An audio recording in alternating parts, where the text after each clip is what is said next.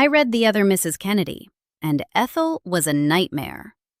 That comment appeared under a sympathetic Ethel Kennedy documentary, and within hours, 80 responses had stacked beneath it. Not pushback, not debate about her legacy.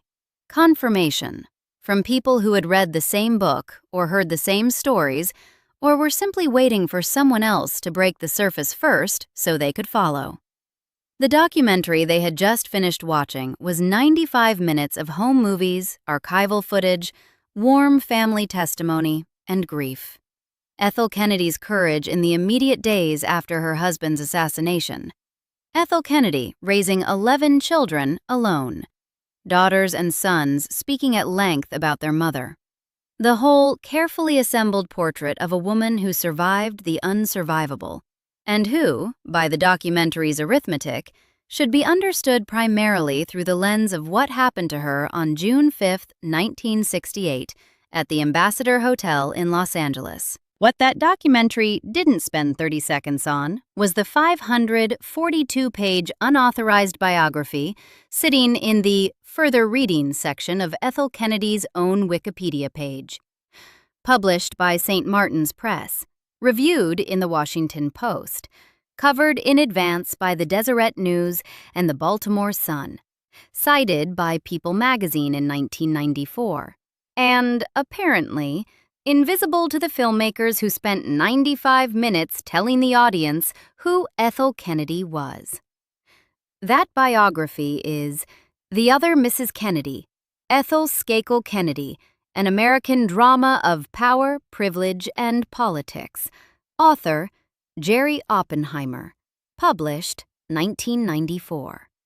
The documentary your audience just finished watching mentioned it exactly 0 times. The film told one story. This is the other file in the cabinet. Oppenheimer isn't a fringe operator, and understanding who he is matters before getting into what his book says. By 1994, he was already a professional investigative biographer with subjects that included Martha Stewart, Barbara Walters, and Anna Wintour. Macmillan Publishers' own author page describes him as a New York Times best-selling author. His later work includes a biography of Robert F. Kennedy, Jr., published by the same house that published The Other Mrs. Kennedy, St. Martin's Press. He spent a career building unauthorized portraits of powerful people who declined to cooperate with him, and his books kept finding publishers and readers. The Other Mrs. Kennedy's hardcover edition came in at 542 pages. The paperback, published May 15, 1995 by St. Martin's Paperbacks, expanded to 733 pages, a substantial increase, suggesting additional material was incorporated into the mass-market edition. The book's subtitle in paperback, An Intimate and Revealing Look at the Hidden Life of Ethel Skakel Kennedy. The hardcover subtitle was drier, more analytical. An American Drama of Power, Privilege, and Politics. Same book, 2 framings. One positioning it as socio-political history, one positioning it as exposure. The sourcing, according to accounts of the book, involved approximately 400 interviews. Family members, friends, political associates, and household staff. That number, if accurate, represents sustained investigative effort across multiple categories of sources, not a weekend of phone calls to disgruntled ex-employees. The book was unauthorized, meaning no cooperation from the Kennedy family itself was obtained. That independence has a double edge. Sources who spoke without the family's knowledge may have spoken more freely than they would have to a family-approved project. On the other side, unauthorized biographies attract their share of people with grievances, and former household staff members have obvious incentive to characterize a difficult former employer in the sharpest possible terms. A professional biographer with 400 interviews and a major New York publisher's lawyers behind the manuscript would need to account for that problem. What editorial controls Oppenheimer applied, how he cross-checked his sources against one another, which accounts he chose not to include. None of that is visible from outside the book's pages. What is visible is the result: a published, reviewed, widely distributed book whose specific allegations the Kennedy family, with resources and legal counsel more than adequate to mount a defamation case, chose not to challenge in court. That decision, or non-decision, has now held for 30 years. The contemporary press record from 1994 tells us how the book landed. The Deseret News that August ran preview coverage, describing it as portraying the decline of Senator Robert Kennedy's widow, Ethel, into a state of turmoil and rage. The Washington Post's Book World section, reviewing the book on October 27, 1994, described it as delivering all the dish about Ethel Skakel Kennedy. Kirkus Reviews, whose assessments reach librarians and booksellers before a book hits shelves, was more pointed. It placed the book in the school of journalism that mistakes an avalanche of minutiae for the thoughtful examination of a life, adding that Ethel deserves better, while acknowledging that flaws and family scandals overshadow her virtues and accomplishments. The New York Times mentioned it alongside other Kennedy women books in an October 9, 1994 review. Turmoil and rage, all the dish, an avalanche of minutiae. 3 different publications, 3 different characterizations, none of them dismissing the book outright. Kirkus criticized the method, but acknowledged the content. The Washington Post used the word dish, gossipy, while still covering it as newsworthy. These are the responses of a press establishment that found the material credible enough to engage with, even when skeptical of the author's approach. The family's response was visible even before publication. The Baltimore Sun, reporting in August 1994, quoted Oppenheimer directly. Carrie Kennedy had informed her mother the book was coming, and Ethel turned her head away in disgust. Carrie reportedly said, "Oh no." That reaction, attributed to Oppenheimer by name in a specific publication 8 months after the book's release, is the only formal response that entered the press record during the publication period. No legal challenge followed. No statement of denial was issued by the family or their representatives in the months after. 30 years have passed, and the challenge still hasn't come. The book was published, reviewed by mainstream publications, entered the permanent record in fall 1994, and the documentary, made 18 years later, by Ethel Kennedy's youngest daughter, who never knew her father and spent her life constructing the Kennedy story from within the family's own frame. That documentary pretended the book didn't exist. Stand on the driveway at 1147 Chain Bridge Road in McLean, Virginia, and what you're looking at is a lot of house to manage. Hickory Hill, 6 acres, 13 bedrooms, grounds that Robert and Ethel Kennedy had purchased from John and Jacqueline Kennedy in 1956 and turned into the social center of the Kennedy political world. Horses on the property, dogs throughout, geese recorded in multiple accounts, raucous parties documented in newspapers and memoirs from the early 1960s. Bobby and Ethel were known for parties that mixed senators with athletes, poets with cabinet members. All of it centered on an estate that required substantial domestic staff to keep running at any functional level. After June 5, 1968, Robert Kennedy was gone, and Ethel Kennedy was 3 months pregnant. 11 children would eventually live in that house. The oldest, Kathleen, was 17 when her father was killed. The youngest, Rory, hadn't been born yet. Managing the estate, the children, the staff, the finances, and the ongoing Kennedy political machinery fell to a single adult woman in acute grief. What Oppenheimer's book documents through former staff who spoke to him is that managing all of it, in the years that followed, went wrong in specific ways. According to secondary accounts drawing on those sources, including reporting by the Daily Mail, Hickory Hill acquired a nickname among the people who worked there: Horror Hill. That characterization, vivid and deliberately chosen, was attributed to Ethel Kennedy's temperament and her treatment of household employees. The Daily Mail's account, drawing on the book's sourcing, describes servants characterizing the experience of working for Ethel as being treated like dogs. One staff member, identified only as Ina, no surname offered in available accounts, is cited as a source who witnessed the conduct firsthand and reportedly chose to remain employed there regardless, suggesting either significant loyalty or significant financial need, or both. The staff the book describes were, in substantial part, immigrant workers, people whose documentation status and employment options place them in a position of structural vulnerability relative to their employer. Immigrant household workers in the 1970s and 1980s had limited legal recourse and limited public voice.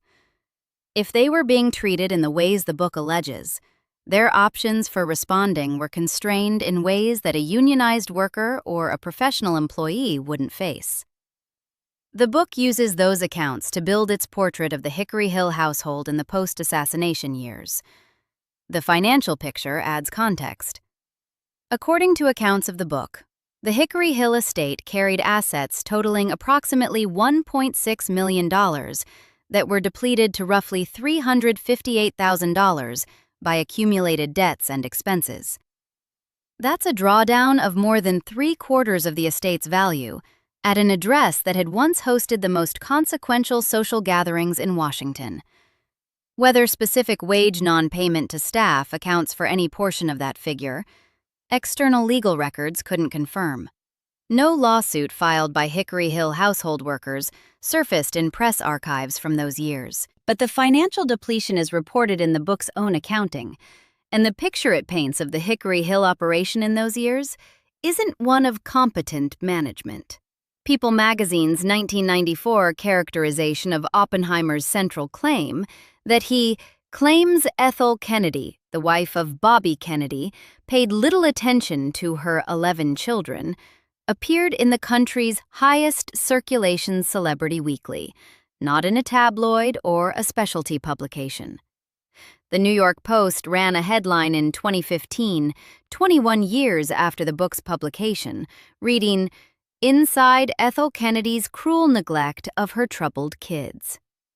That a mainstream news outlet was still generating new coverage based on Oppenheimer's allegations 2 decades later indicates those characterizations had enough staying power to outlast the original news cycle by a considerable margin. One secondary account characterizes Oppenheimer's description of Ethel during this period as a do-nothing matriarch. That phrase, pointed and deliberately unflattering, is drawn from a summary of the book rather than from verified direct text, so it should be understood as a characterization rather than a confirmed verbatim quotation. But it represents how the book's argument was being summarized by those who engaged with it. The sourcing underlying this pillar rests primarily on anonymous former employees, which is a genuine limitation that deserves one clear sentence. People who speak without attribution about former employers can't be cross-checked by outside readers, and former household staff have obvious motivations that can shade accounts toward the damaging. Oppenheimer's professional standards and his publisher's legal review would have been the filters on that material. Those filters produced a published book. The Kennedy family's decision not to sue was a second implicit filter. But neither of those facts makes the underlying accounts independently verifiable. The racism allegations in The Other Mrs. Kennedy are the section that generated the most viewer engagement under the documentary, and the section that documentary had absolutely nothing to say about. According to Oppenheimer's book, approximately a dozen former household staff members spoke separately to the biographer about Ethel Kennedy's language and conduct toward Black employees at Hickory Hill. The word that appears consistently across accounts of what those sources told Oppenheimer is casualness. The language and behavior described wasn't characterized as an occasional outburst, not a bad day, not a single incident that a solitary disgruntled employee recalled. According to what those sources told the author, It happened with a regularity and ease that indicated habit, something closer to a settled default than a momentary failure of judgment. The book documents staff members reporting that Ethel directed racist language at Black household employees, the people who worked in close daily contact with her, who cooked her food and helped manage the logistics of raising 11 children in a 13-bedroom estate. The accounts describe something systematic rather than episodic. What the approximately dozen sources said, and in what exact words, is documented in Oppenheimer's pages. Those sources spoke separately, not as a coordinated group, not in a single session, but in individual conversations with the biographer, producing accounts that reportedly aligned with one another in their basic characterizations. That sourcing architecture is more substantial than a single disgruntled employee with an axe to grind. A dozen people, speaking independently, describing the same pattern, is the kind of sourcing that sustains a published allegation through editorial and legal review at a major press. They were, however, anonymous. Available accounts of the book don't identify by name any Black household employee as a source for the racism allegations. The sources appear throughout the book as staff members, former workers, household employees, the standard formulation of unauthorized biography when subjects choose not to attach their names to what they've said. That anonymity is a real limitation. It means the accounts can't be independently verified, can't be challenged by name, can't be cross-referenced by a reader against other records. It means the entire section depends on Oppenheimer's judgment about which sources were credible and which weren't, and on a major publisher's lawyers having agreed that the sourcing was defensible. The Kennedy family found this insufficient to ignore and insufficient to challenge. They didn't ignore it. Carrie Kennedy told her mother before publication, and Ethel's documented reaction suggests the content wasn't news to her. But they didn't challenge it legally. 3 decades, one of the most prominent and legally well-resourced families in American history, and the book still sits on archive.org and in university library collections, legally unchallenged, its allegations intact. The weight of this particular section comes from the context in which it allegedly occurred. The people receiving the language Oppenheimer's sources describe were domestic workers in a power relationship that offered them minimal recourse. They were in the home of a woman whose late husband had sent federal marshals to protect Martin Luther King Jr. and civil rights marchers in Montgomery in 1961, who had been shot and killed within months of delivering some of the most moving rhetoric on racial justice in American political history. The workers in that kitchen, in that house, were the people absorbing private conduct from a woman who was simultaneously carrying Robert Kennedy's civil rights legacy forward as a public identity. That gap between the publicly championed cause and the alleged private conduct is what gives this more than gossip value. It's the structure of a specific moral question that the 2012 documentary was constitutionally incapable of asking. Before the rest of this, the losses. Named, dated, specific. October 3, 1955. Ethel Kennedy's mother, Anne Brannock Skakel, and her father, George Skakel Sr., founder of the Great Lakes Carbon Corporation, a man who had transformed a $8 a week railroad clerk's income into a coal empire spanning the continent, were killed when their private plane went down near Union City, Oklahoma. Ethel was 27 years old, with 4 children at home, both parents simultaneously in a single afternoon. Approximately 1966, her brother, George Skakel Jr., died in a separate plane crash. His wife, Anne Reynolds Skakel, would die of cancer in 1972 at age 42, leaving their children, including Michael Skakel, effectively orphaned long before any other disaster arrived. June 5, 1968. Robert Francis Kennedy, shot in the kitchen of the Ambassador Hotel in Los Angeles after claiming victory in the California Democratic primary. He died the following day at age 42. Ethel was present in that hotel. She was 3 months pregnant with their 11th child. December 12, 1968. Rory Elizabeth Catherine Kennedy was born, 6 months after her father's assassination. She would spend her entire life without ever having met him. April 25, 1984. Her son, David Anthony Kennedy, dead at 28. December 31, 1997. Her son, Michael Lemoyne Kennedy, killed on a ski slope in Aspen, Colorado on New Year's Eve. He was 39. That is the chronological weight of one woman's life across 42 years. Parents killed simultaneously in her late 20s. A brother killed in an identical manner years later. A husband assassinated in front of a national television audience. A son dead at 28 of a drug overdose. A second son dead at 39 in a ski accident on the last day of the year. The grief is real.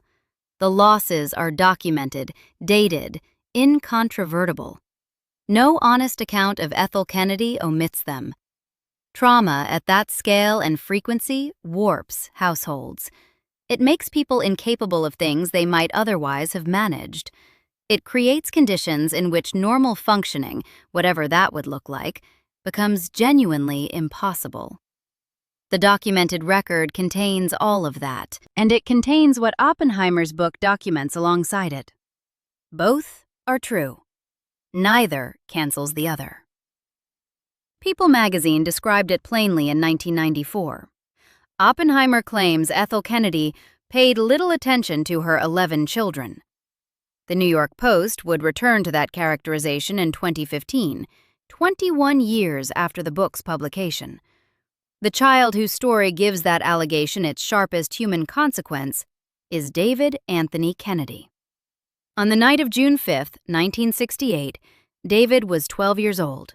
He was at home, not at the Ambassador Hotel, not in Los Angeles, sitting in front of a television set at Hickory Hill, while his mother stood in a ballroom watching his father accept victory in the California Democratic primary. The shooting was captured on broadcast. David Kennedy watched his father shot on live television at 12 years old. In his own documented account, cited in the New York Times on April 27, 1984, David described that night as the point in my life when everything began to turn against me. He attributed his life's turning to the assassination, not to the household that followed, not to the parenting he received in the years afterward, to that specific evening, that specific television set, that specific image. The trajectory from that night to room 107 of the Brazilian Court Hotel would take 16 years to complete, and it left a paper trail that reads like a clinical case study in addiction, accelerated by trauma and inadequately addressed. By 1976, David, then 20 years old, a student at Middlesex School in Concord, Massachusetts, had fractured a vertebra. Prescription painkillers were the initial treatment.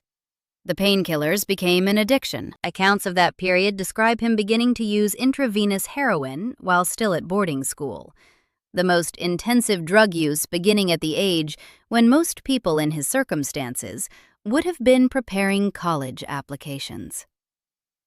September 5, 1979. David Kennedy was mugged in Harlem. The incident generated national press coverage primarily because of his last name, but it also put his drug situation into public view in a way that couldn't be managed through family communications. He had dropped out of Harvard that same year. October 1979. Admitted to Massachusetts General Hospital with bacterial endocarditis, a serious infection of the heart's inner lining, directly associated with intravenous drug use. The infection didn't appear from nowhere. It came from contaminated needles, from ongoing heavy drug use, from a body that had been subjected to that use long enough for serious cardiac consequences to develop. January 18, 1980. A Harvard Medical School psychiatrist named Dr. Lee Mocht was fined $1,000 by medical authorities for improperly prescribing narcotics to David Kennedy. A physician had been writing him prescriptions outside the boundaries of legal medical practice, and the medical authorities caught it and imposed a documented financial penalty. David was 24 years old. The period from 1976 to 1980, 4 years, produced a spine fracture, a transition from painkillers to intravenous heroin, a public mugging in New York City, a serious cardiac hospitalization, a Harvard dropout, and a physician fined for prescription misconduct. Those aren't isolated incidents that could be managed quietly. They are a pattern that was visible, documented in press coverage, known to family members who read newspapers. Spring 1984. David voluntarily completed a 1-month rehabilitation stay at St. Mary's Hospital and Rehabilitation Center in Minneapolis. 1 month. April 19, 1984. He checked into the Brazilian Court Hotel in Palm Beach for Easter. 6 days before his death, he was trying to hold something together. On the night of April 24th, by press accounts, he consumed approximately 10 vodkas alongside cocaine and pharmaceutical pills. April 25, 1984. Found dead in room 107. The medical examiner's autopsy documented the cause with the specificity that autopsies produce. Combined overdose of cocaine, Demerol, a narcotic painkiller, and Mellaril, a sedative and antipsychotic medication. Needle marks and small bruises were noted on the body. He was 28 years old. Time magazine's Remembrance put it this way: David died alone in a hotel room in Palm Beach, a sad and private capitulation to drugs and confusion and an unappeasable grief. Unappeasable grief. Time attributed that grief, correctly given the available record, to his father's assassination. The Palm Beach Post, revisiting David's death decades later, described the pattern explicitly. Both David Kennedy and his brother RFK Jr. developed serious drug addictions after their father was murdered. The assassination is the documented triggering event, the one David himself named as the turning point, the one that multiple press accounts return to as the causal origin of what followed. That explanation stands on its own. It requires nothing additional to account for a 12-year-old watching his father shot on television and the 16-year spiral that followed. Oppenheimer's book raises a separate and parallel question: whether the household environment at Hickory Hill in the years that followed the assassination gave David's grief the conditions it needed to become survivable, or whether it left that grief without sufficient structure, supervision, or parental presence during the adolescent years when any of those things might have mattered. The book characterizes the household, through staff accounts, as one that wasn't functioning at the level a 13-bedroom estate housing 11 children and 1 grieving adult required. Whether that characterization reflects Ethel's culpability, her incapacity, or simply the impossibility of what she was being asked to manage, the book's sources have a view, and that view is unflattering. No documented statement from David Kennedy himself attributes his addiction or his trajectory to his mother's parenting. He blamed the assassination. That's the record he left behind. Oppenheimer's sources describe the conditions he lived in during the years that followed, and they describe those conditions as inadequate. Those are related but distinct claims, and overstating the connection between them would be doing the evidence a disservice. What isn't overstated? By 1979, David Kennedy's crisis was nationally reported, medically documented, and legally visible in the form of a physician's professional censure. The resources of one of the most connected families in American political history were, by any external measure, not being deployed in a way that produced a different outcome. He died alone in a Palm Beach hotel room, room 107, April 25, 1984. Cocaine, Demerol, Mellaril. The needle marks on his body. Those facts aren't biographical editorializing. They are what the autopsy said. Comment sections about Ethel Kennedy documentaries reliably produce one specific factual error, and it's worth correcting here because the error matters for how the Skakel wildness argument lands. Michael Skakel, convicted in 2002 of the 1975 murder of 15-year-old Martha Moxley in Greenwich, Connecticut, with a golf club from the Skakel family's own property, isn't Ethel Kennedy's son. He is her nephew. Michael's father was George Skakel Jr., Ethel's brother, the same brother who died in a plane crash sometime in the 1960s. Michael's mother, Anne Reynolds Skakel, died of cancer in 1972 at age 42. Michael Skakel lost both parents before the Moxley murder occurred on October 30th, 1975, when he was 15 years old. Wikipedia's own article on the Moxley case states specifically that the Skakel children were nieces and nephews of Ethel Skakel Kennedy, not her children. The case attracted global attention partly because of the Kennedy adjacency. A witness at the 2000 hearing reported Michael Skakel telling a classmate, years after the murder, that he was going to get away with murder because of his Kennedy connections.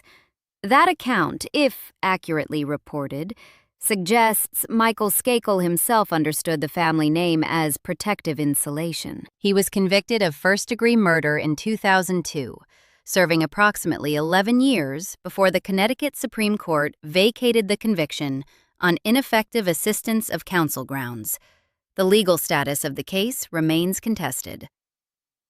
The Skakel wildness that commenters invoke when discussing this case traces through George Skakel Jr.'s branch of the family, a household that had been without parents for years before the Moxley murder, that operated under conditions shaped by grief, alcoholism documented across multiple accounts of the Skakel family history, and the particular pressures of wealthy Greenwich privilege without adult supervision. Connecting Michael Skakel's crime to Ethel Kennedy's direct parenting at Hickory Hill is a factual leap that the relationship doesn't support, and that weakens any argument about her actual conduct rather than strengthening it. The questions about Ethel's parenting concern her own 11 children, and primarily David Kennedy's documented spiral, which is the case with a body and a paper trail. On October 18, 2012, HBO premiered a 95-minute documentary titled Ethel. The director was Rory Kennedy, the youngest of Ethel's 11 children, born December 12, 1968, 6 months after her father was shot in Los Angeles. She is also an Emmy Award-winning filmmaker, and the film's technical craft reflects that credential. It premiered at Sundance. It drew serious critical coverage in Variety and the New York Times. Rory Kennedy is, by any professional measure, a legitimate documentary filmmaker who made a formally competent film. The structural impossibility at the center of Ethel isn't craft. It's the fundamental conflict of interest built into the premise. A daughter directing a documentary about her living mother, using that mother and her children as the primary interview sources, can't produce an adversarial portrait of the subject. That isn't a criticism of Rory Kennedy as a filmmaker or as a person. It's a description of something human emotional architecture isn't built to deliver. She made a loving film about her mother. That's what happened. The problem isn't that the film exists. The problem is that it was presented to audiences as a comprehensive portrait of a complicated woman's life, while the relevant counter-evidence had been sitting in library collections for 18 years. Variety's 2012 review identified the issue with 3 words: a no-warts look. The full characterization? It's a no-warts look at America's royal family The Kennedys, from the perspective of Robert Kennedy's widow. The New York Times described a daughter's look at Ethel Kennedy, Robert's widow, with charming clips of home movies, but little self-awareness. Hulu's current streaming description, still live in 2024, describes the documentary as built on interviews with Kennedy and her children interspersed with family videos and archival photos. Kennedy and her children. That is the witness list. The people who love her, interviewed by the person who loves her most. Oppenheimer's sourcing for The Other Mrs. Kennedy involved approximately 400 interviews across multiple categories, a substantial number of whom had no familial investment in protecting the subject's reputation. The gap between those two approaches to sourcing isn't a matter of degree. It determines what kind of portrait each approach can produce. Rory Kennedy's film can't contain what Oppenheimer's book contains, not because of any decision Rory Kennedy made, but because of what the film's sourcing architecture makes structurally possible. The documentary's own plot summary notes that Ethel establishes discipline at home and that she does not take the credit for how the children turned out. A film that positions its subject as humbly deflecting credit for her children's adult lives isn't a film that engages with David Kennedy's cocaine and Demerol overdose in room 107 of the Brazilian Court Hotel.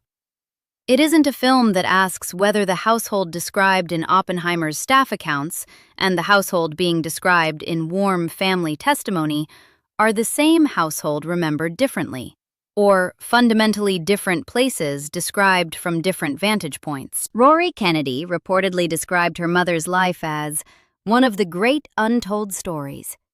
By 2012, the story had been told. In 542 pages, reviewed by The Washington Post, covered by People magazine, cited in the New York Times. What hadn't been told was Rory Kennedy's version. Her version is the 95 minutes the audience just watched.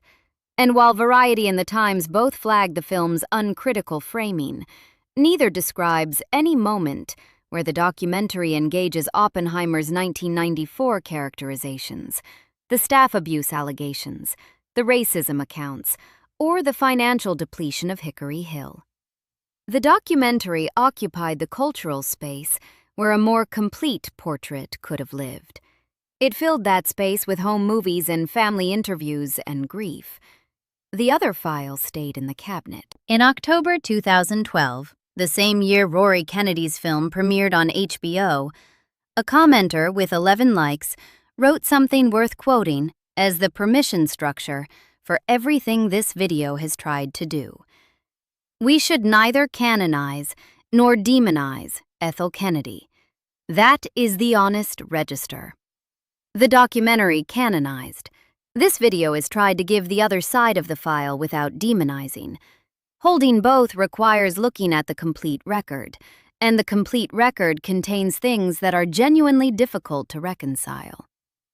In March 2016, Ethel Kennedy, 87 years old, having outlived a husband, 2 sons, a brother, and both parents, walked in a demonstration near the Palm Beach home of Wendy's chairman Nelson Peltz to support the coalition of Immokalee workers, a farm labor organizing group pushing for an additional penny per pound of tomatoes to increase field workers' wages.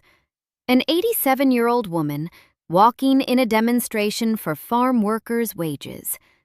That happened. It's on AP Wire. It was photographed. In February 2001, she traveled to Iguala, Mexico, to personally present the Chico Mendez Award to a jailed environmental activist named Rodolfo Montiel, visiting him at his jail. She did that at 72 years old in a Mexican city on behalf of a cause her late husband's organization had taken up. That happened. It's on record from the Irish Times. In 2014, Barack Obama presented her with the Presidential Medal of Freedom, the country's highest civilian honor. His citation text, preserved in the National Archives, describes her as having dedicated her life to advancing the cause of social justice, human rights, environmental protection, and poverty reduction by creating countless ripples of hope to effect change around the world. Presidential Medal of Freedom citations are formal government documents. That language is a matter of permanent federal record. The Robert F. Kennedy Center for Justice and Human Rights, which Ethel founded in October 1968, formally announced from Hickory Hill on October 29, 1968, weeks after her husband's assassination and weeks before the birth of the child she was carrying when he died, has operated continuously for more than 50 years. Its work includes racial discrimination cases in domestic and international courts. The organization was renamed the Robert and Ethel Kennedy Human Rights Center in December 2025, adding her name explicitly to the institution she helped sustain across 5 decades. The 2022 RFK Human Rights Award went to racial justice organizations. The 2018 awards went to Color of Change and other civil rights groups. This isn't ceremonial. It's active, documented institutional work on racial justice conducted under a banner Ethel Kennedy built. The Farm Workers' March, the Mexican jail visit, the Presidential Medal, 50-plus years of documented human rights organization work, specifically including racial discrimination. These facts are specific, confirmed, and verifiable. The civil rights commitment isn't a public relations construct. It's a documented record accumulated across decades of specific actions. And then there are the accounts in Oppenheimer's book. Approximately a dozen former household staff members speaking separately to the biographer, describing a pattern of racist language directed at Black employees at Hickory Hill, the people who cooked Ethel Kennedy's food, who helped manage the logistics of her household, who worked in the intimate proximity that domestic service requires. Accounts described by Oppenheimer's sources as reflecting not episodic failure, but habitual conduct. A casualness with the language that suggested something settled into a default, rather than something that emerged in moments of exceptional stress. The people allegedly on the receiving end of that conduct worked in her home. They were subject to the power asymmetries of domestic service in that era. Limited recourse, limited public voice, limited ability to push back against an employer with the Kennedy name and the accompanying social and political weight. If the accounts Oppenheimer's sources gave him are accurate, the people experiencing that language in private were among the most structurally vulnerable to it. The same woman who walked with farm workers at 87, whose organization fights racial discrimination in courts internationally, whose late husband's legacy she carried forward for 5 decades as the animating purpose of her post-assassination life. Both of those things can't both be the complete picture, and yet both are what the available evidence supports. The civil rights record rests on presidential citations, AP wire copy, and 50 years of institutional output. The private conduct described in Oppenheimer's book rests on anonymous former employees whose accounts can't be independently verified, published in a biography that the Kennedy family found sufficient to express disgust about, but insufficient to challenge legally. Those aren't equivalent evidential weights. Stating that plainly isn't a hedge. It's the honest assessment of what the two bodies of evidence actually are. What they share is a documented existence. The civil rights record exists. The book exists. The accounts in the book exist. The Washington Post reviewed the book. People magazine covered it. The Deseret News previewed it. The Baltimore Sun quoted Oppenheimer by name, discussing the family's pre-publication reaction. The New York Post returned to the allegations 21 years later. The book has 444 ratings on Goodreads, with an average of 3.86, which represents a substantial readership engaging with it across 3 decades. The pattern that emerges from holding all of this at once isn't a simple story about a good person or a bad person. It's a story about a specific kind of gap, between publicly championed values and alleged private interpersonal conduct that isn't unique to Ethel Kennedy, but that the documentary industry's approach to Kennedy biography has consistently refused to put on screen. The advocate who marches for the rights of workers who don't work for her, while allegedly treating differently the workers who do, that contradiction doesn't necessarily indicate cynicism about the public commitments. People are capable of genuinely believing in causes and simultaneously failing to embody those causes in their own household, particularly in relationships structured by class hierarchy, wealth, and domestic power. The farm worker in California and the domestic worker in McLean, Virginia, are both workers. The public advocacy applied to one of them, if the Oppenheimer accounts are accurate, apparently didn't extend to the other. Ethel Kennedy died on October 10, 2024, in Boston, surrounded by 9 surviving children and friends. She was 96 years old. Presidents Biden, Obama, and Clinton gave eulogies at her memorial service at the Cathedral of St. Matthew the Apostle in Washington, D.C. She was buried at Arlington National Cemetery in the ground alongside Robert Kennedy. The organization she founded within weeks of his death was renamed in her honor 14 months after her own. That is an extraordinary record. Genuine, documented, accumulated across more than half a century. The losses she carried were real and specific, and dated. The civil rights work was sustained and institutional, and confirmed in presidential citations.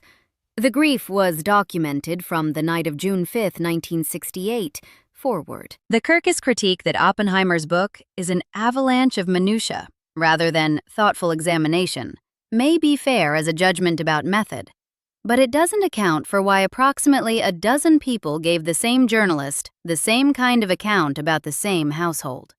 It doesn't explain why the Kennedy family, with resources and counsel more than adequate to file a defamation lawsuit, has allowed that book to sit in library collections unchallenged for 30 years. It doesn't explain why the 2012 HBO documentary, made by the subject's own daughter with the subject and her children as primary sources, was described by Variety as a no-warts look, and why that characterization landed as accurate criticism rather than as unfair. The comment that lit up under that documentary, "I read the other Mrs. Kennedy and Ethel was a nightmare," points toward the parts of the record the authorized version has never found a way to address. Not the grief, not the marches, not the medals, the other file. The one that has been available in any library since 1994, reviewed in the national press, never legally challenged, and never once mentioned in the 95 minutes of film her youngest daughter made about her life. You now have both files: the civil rights record, the presidential medal, the 50 years of documented institutional work, and the 542-page unauthorized biography, the staff accounts, the staff who called it Horror Hill, David Kennedy's 16-year documented spiral, the approximately dozen sources who spoke separately to a professional biographer about what happened in that house. Neither file is the complete portrait. Together, they're closer. The documentary told you one story. Now you have the rest of it. Subscribe for more stories like this one, the histories that didn't make the authorized version.